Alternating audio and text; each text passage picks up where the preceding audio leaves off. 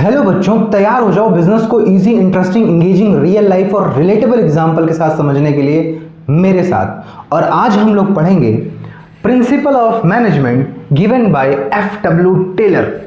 तो टेलर साहब ने जो प्रिंसिपल्स और टेक्निक्स दी हैं, आज हम लोग उनके बारे में पढ़ेंगे।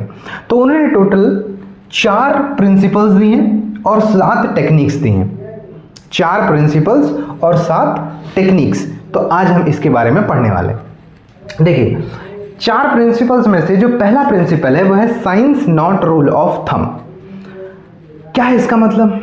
देखिए, आप में से बहुत सारे बच्चे 12th पास होने के बाद में किसी ना किसी यूनिवर्सिटी में एडमिशन लेंगे, है ना। अब उस यूनिवर्सिटी में एडमिशन लेने का तरीका क्या रहता है? जनरली बच्चों का तरीका मैं बताता हूं क्या रहता है कि वो उनकी कोई बड़ी दीदी या भैया होंगे जो पढ़ रहे होंगे वहां यूनिवर्सिटी में, तो वो उनसे पूछेंगे कि दीदी भैया मैंने 12th पास आउट कर लिया है, मैं किस यूनिवर्सिटी में एडमिशन ले लूँ? पूछते हैं, तो वो उनसे पूछेंगे, ठीक है। और उनसे जब पूछेंगे तो कहेंगे अच्छा ये वाली यूनिवर्सिटी अच्छी है, इसमें एडमिशन ले लो। फिर वो कोई कहेगा अच्छा ये वाली यूनिवर्सिटी अच्छी है, उसमें एडमिशन ले लो। अब मान लो उस बच्चे ने दीदी भैया की बात मान के यूनिवर्सिटी में एडमिशन ले ली। अब एडमिशन लेने के बाद पता चला अरे जैसा मैंने एक्सपेक्ट किया था वैसी यूनिवर्सिटी तो है ही नहीं, मतलब तरीका गलत हो गया। बल्कि आपको क्या करना चाहिए कि आप ये हिट एंड ट्रायल मेथड मत लगाओ। इसी को बोलते हैं rule of thumb. Rule of thumb मतलब सदियों से प्रथा चली आ रही है कि बच्चे एडमिशन कैसे लेंगे? दीदी भैया से पूछ के। पहले भी यही करते थे मेरे टाइम पे कि भैया दीदी भैया से ही पूछ के एडमिशन लेंगे। आज भी यही करते हैं, सदियों से यही परंपरा चली आ रही है। परंपरा, प्रतिष्ठा, अनुशासन, है ना, रूल ऑफ थंब। तो हमें रूल ऑफ थंब नहीं लगाना, हमें साइंस लगाना है। साइंस का मतलब हमारा जो डिसीजन होगा ना बहुत ही फैक्ट और डेटा के बेसिस पे होगा, ना कि ये हिट एंड ट्रायल मेथड जो सदियों से परंपराएं चली आ रही हैं उसके बेसिस पे नहीं। तो अगर हमें किसी यूनिवर्सिटी में एडमिशन लेना है तो हम क्या करेंगे? मान लो 15 यूनिवर्सिटी हैं जिसमें हमें एडमिशन लेना है, तो इस 15 के 15 यूनिवर्सिटी का फीस पर ईयर का, पर सेमेस्टर का, इसमें कौन कौन से कोर्सेज चलते हैं, मेरा कोर्स इसमें है या नहीं है, मेरे कोर्स की फीस कितनी है, उसके बाद में यहाँ से कितने तक का प्लेसमेंट गया है, गूगल पे इसके रिव्यूज़ क्या हैं हर यूनिवर्सिटीज़ के।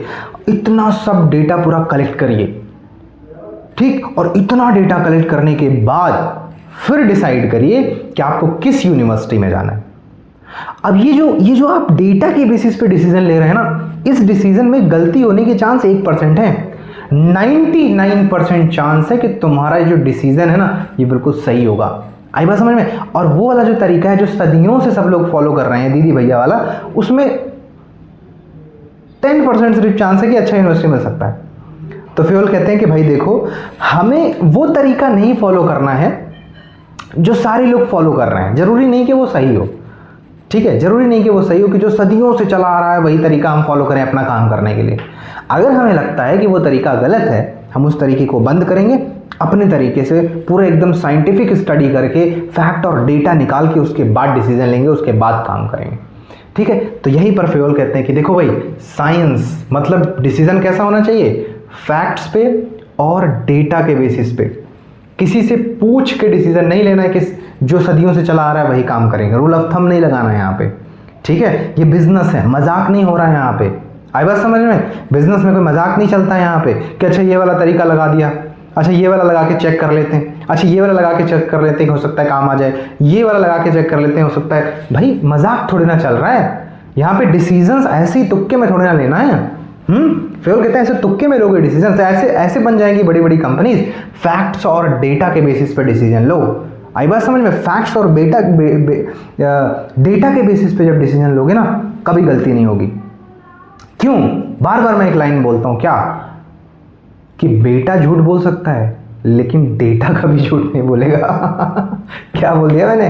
क्या बोल दिया कि भाई बेटा झूठ बोल सकता है लेकिन डेटा झूठ नहीं बोलेगा। आपको क्या लगता है कि इस दुनिया में जितनी ये बड़ी बड़ी कंपनीज बनी हैं ऐसे तुक्के में बन गई हैं? तुक्के में इन्होंने कोई भी ऐसे डिसीजन ले लिया है, या जो लोग तरीका फॉलो कर रहे थे वही तरीका फॉलो करके इतनी बड़ी बड़ी कंपनीज बनी? नहीं, उस तरीके को फॉलो करते कहीं नहीं पहुंचते। गूगल जैसी कंपनीज नहीं बनती, ये माइक्रोसॉफ्ट जैसी कंपनीज नहीं बनती, फेसबुक, अमेजॉन और यूट्यूब नहीं बनता, आई बस ओला, उबर, पेटीएम नहीं बनता।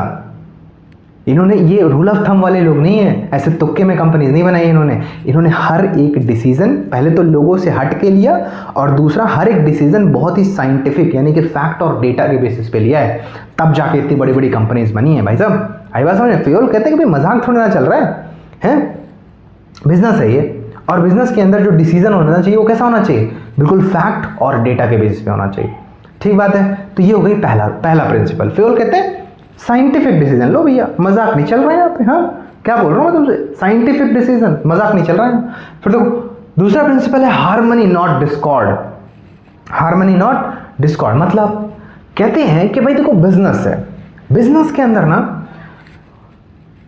कुछ एम्प्लॉयज होंगे जिनको हम हायर करेंगे, और एक मैनेजमेंट होगा, मतलब जो ओनर होगा वो इन एम्प्लॉयज को मैनेज करने के लिए 2-4 लोगों को रखेगा, जिनको हम लोग बोलते हैं मैनेजमेंट। आपने स्कूल के अंदर, कंपनीज के अंदर बहुत ये नाम सुना होगा, मैनेजमेंट ये बोल रहा है। क्या है मैनेजमेंट? बिजनेस के अंदर मालिक ने ये जो 20-50 वर्कर्स हायर किए हैं, जो एम्प्लॉयज हायर किए हैं, इन एम्प्लॉयज को भी तो संभालने के लिए कोई और एम्प्लॉय होना चाहिए। तो ये जो 4-5 एम्प्लॉयज ये ओनर जो है हायर करता है ना, इनको संभालने के लिए इन 4-5 लोगों को बोलते हैं मैनेजमेंट। आई बस यहाँ होते ये भी एम्प्लॉयज हैं, ये भी एम्प्लॉयज हैं। अब फ्यूल कहते हैं, सॉरी टेलर कहते हैं कि भाई देखो इन दोनों के बीच में, क्योंकि मालिक तो बिजनेस के बाहर रहता है, वो तो कभी कभी आता है, ये जो वर्कर्स हैं और ये जो मैनेजमेंट है, यही दोनों लोग मिलकर बिजनेस चलाएंगे। अब होना ये है कि इन दोनों के बीच में गुड रिलेशंस होने चाहिए, इनके रिलेशंस डिस्कॉर्ड नहीं हो सकते, खराब नहीं हो सकते, इनके रिलेशंस एकदम कैसे होने चाहिए, हार्मनी, गुड रिलेशंस होने चाहिए। क्यों? कि ताकि अगर इनको यहां से कोई बात पहुंचानी है, मान लो कंपनी में कुछ गलत हो रहा है, वर्कर्स को दिख रहा है, अब अगर कम्युनिकेशन अच्छा होगा, वाईफाई कनेक्ट होगा, दोनों का बढ़िया रिलेशंस होंगे, तो वो इन्फॉर्मेशन जल्दी से यहाँ पहुँच जाएगी, फिर वो गड़बड़ होने से बच जाएगा। या कोई इन्फॉर्मेशन अगर यहाँ से यहाँ पहुँचना है तो वाईफाई कनेक्ट होनी चाहिए ना, गुड रिलेशंस होने चाहिए ना, तभी तो ये इन्फॉर्मेशन यहाँ से यहाँ तक आएगी। यही टाइलर साहब कह रहे हैं कि भाई इन दोनों के बीच में ना गुड रिलेशंस होने चाहिए, वर्कर्स और मैनेजमेंट। जब गुड रिलेशंस होगा तो समझ लीजिए कि इनका वाईफाई कनेक्टेड है, और वाईफाई जब कनेक्टेड है तो इधर से इधर अच्छी इन्फॉर्मेशन आएगी, कोई भी इन्फॉर्मेशन, और इधर से इधर भी इन्फॉर्मेशन आसानी से आएगी। लेकिन टेलर कहते हैं कि इतना आसान नहीं है, ये इतना आसान नहीं है। क्यों? क्योंकि जो वर्कर्स आ रहे हैं ये भी अलग अलग बैकग्राउंड के हैं, ये जो मैनेजमेंट के लिए 4-5 लोग हायर किए हैं ये भी अलग अलग बैकग्राउंड के हैं। तो कैसे इतने अलग अलग बैकग्राउंड के लोगों के बीच में अच्छे रिलेशंस होंगे? तो फ्यूल कहते हैं कि भाई हमें इन दोनों का क्या करना पड़ेगा, मेंटल रिवॉल्यूशन करना पड़ेगा। एक टर्म इसमें याद रखिएगा हार्मनी नॉट डिस्कॉर्ड में, मेंटल रिवॉल्यूशन। कि हमें क्या करना पड़ेगा, इनका और इनका मेंटल रिवॉल्यूशन। मेंटल रिवॉल्यूशन का मतलब इन दोनों की जबरदस्त ट्रेनिंग करानी पड़ेगी, जबरदस्त, इनकी भी और इनकी भी, दोनों के लोग की जबरदस्त ट्रेनिंग, ताकि इनका माइंडसेट चेंज हो जाए। ये जहाँ के भी कल्चर के आए हों वो कल्चर दब जाए और इनके अंदर बिजनेस का और उसके बाद वर्क का और कैरियर का और पैसे का भूत खुमार चढ़ जाए एकदम से। आई बात में, तो इनका मेंटल रिवॉल्यूशन करना पड़ेगा, तभी इनके बीच में गुड रिलेशंस होंगे। आई बात समझ में? आगे बढ़ते हैं। अब इसके बाद दिया हुआ है कोऑपरेशन नॉट इंडिविजुअलिज्म। मतलब ये है, ये एक्चुअली इसी प्रिंसिपल का थोड़ा सा एक्सटेंडेड वर्जन है। पिछले वाले में उन्होंने बताया कि भाई देखो वर्कर्स और मैनेजमेंट के बीच में ना अच्छा रिलेशन होना चाहिए, पिछले वाले उन्होंने बताया। इस वाले में ये कहते हैं कि भाई अच्छे रिलेशंस तो होने चाहिए, ठीक बात है, लेकिन इन दोनों के बीच में ना, वर्कर्स और मैनेजमेंट के बीच में कोऑपरेशन होना चाहिए। क्या होना चाहिए? कोऑपरेशन होना चाहिए, है? मतलब कोऑपरेशन अगर नहीं होगा ना, इंडिविजुअलिज्म होगा, तो वो बिजनेस चल नहीं पाएगा, वो बिजनेस नहीं चल सकता। कैसे? कोऑपरेशन का मतलब क्या है? कोऑपरेशन का मतलब ये है कि जैसे फॉर एग्जांपल मान लो जैसे कोई वर्कर है, अब कंपनी के अंदर उसको कुछ गलत होता हुआ दिखा, तो वो बॉस को आया बताने कि अरे सर, मैनेजमेंट को आया बताने कि अरे सर ये गलत चीज़ हो रहा है कंपनी के अंदर। अब इस मैनेजर ने उसको पॉजिटिवली लेने के बजाय उसको एक थप्पड़ खींच के मारा, कैसे नालायक कहीं का, कंपनी के अंदर गलत हो रहा है, हमको बताना है, हमको सिखाने आया हो, कंपनी हम चला रहे हैं तुम चला रहे हो, हैं भागो, ऐसे मार के भगा दिया। ये क्या है? कॉपरेशन नहीं है ये। कॉपरेट, तुम अपनी अलग अकड़ में बैठे हुए हो, बिजनेस ऐसे चलता है, हैं? ऐसे चलता है बिजनेस। इसमें किसका नुकसान हुआ? इनका नुकसान हुआ कि इनका नुकसान हुआ? इसमें मालिक का नुकसान हुआ, बॉस का नुकसान हुआ। तो टाइलर क्या कहते हैं? कहते हैं भाई इनके बीच में अच्छे रिलेशंस के साथ साथ कोऑपरेशन भी होना चाहिए, कि अगर इधर से इधर यानी वर्कर कोई फीडबैक लेकर आ रहा है तो उसको ये पॉजिटिवली सुने और उसको अमल करें, उस बात को सही करें। और अगर जो मैनेजमेंट है वो वर्कर्स को कह रहा है कि भैया तुम्हारा जो स्ट्राइक है वो रोक दो, कंपनी का नुकसान हो रहा है, तो ये वर्कर्स को भी समझना चाहिए। ठीक बात है। अगर उनको स्ट्राइक करना ही है तो स्ट्राइक करने का जो तरीका है, जापान के जो वर्कर्स हैं उन्होंने बड़ा ज़बरदस्त तरीका निकाला कि अगर जैसे मान लो वो वर्कर्स हैं, मैनेजमेंट से कोई बात वो बोल रहे हैं, मैनेजमेंट नहीं मान रही, तो जापान के जो वर्कर्स हैं ना वो काम नहीं बंद करें। उनको पता है भाई काम बंद करेंगे कंपनी का नुकसान मतलब उनका नुकसान। तो क्या करते हैं वो, क्या करेंगे, सारे लोग जिस दिन भी स्ट्राइक करना होगा ना, सारे लोग ब्लैक कोट पहन के आ जाएंगे। और जिस दिन ब्लैक कोट पहन के आए सारे लोग, मतलब समझ लो कि सर्विस के सब लोग, सारे वर्कर्स मैनेजमेंट से नाराज। ठीक है। तो यहाँ पर भी टाइलर कहते हैं कि भाई अगर आपको स्ट्राइक करना ही है कोई और तरीके ढूंढो। फ्यूल तो एक्सपेरिमेंटल आदमी है यार, वो कहते हैं कि ज़रूरी है स्ट्राइक का वही तरीका फॉलो करो जो सदियों से फॉलो होता हुआ आ रहा है।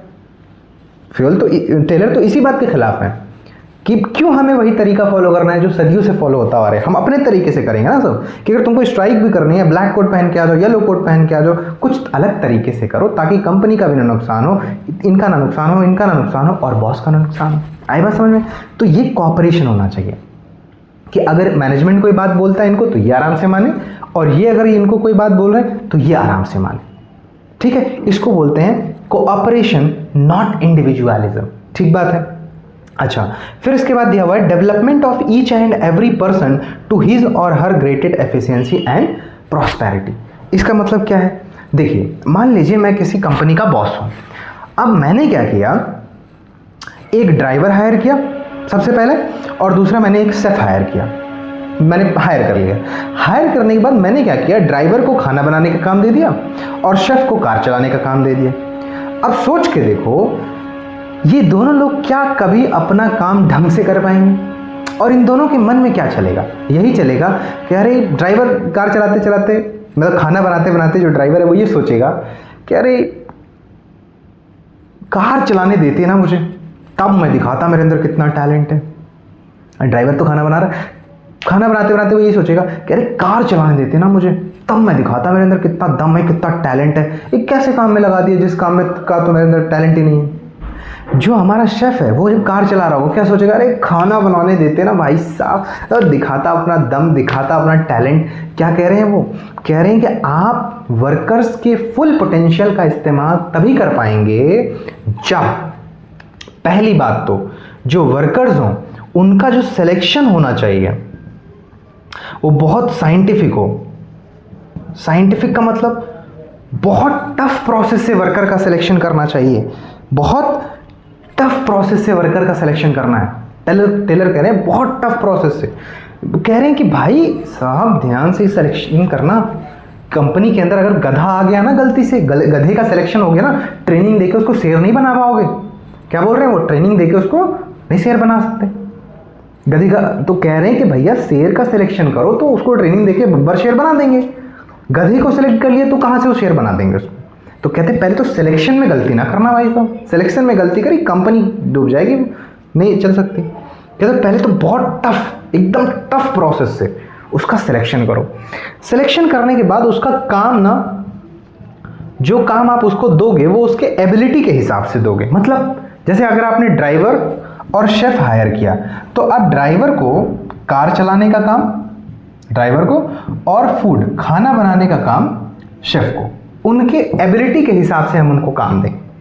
ठीक। और जब हम उनको एबिलिटी के हिसाब से उनको काम देंगे ना, तब जाके वो अपने काम में हमको अपना पोटेंशियल दिखा पाएंगे, अपना दम दिखा पाएंगे। वो कितना काम कर सकते हैं, कितना ज़बरदस्त काम कर सकते हैं, वो तभी करेंगे जब हम उनको उनका काम देंगे जो काम उनको आता है। आई बात समझ में?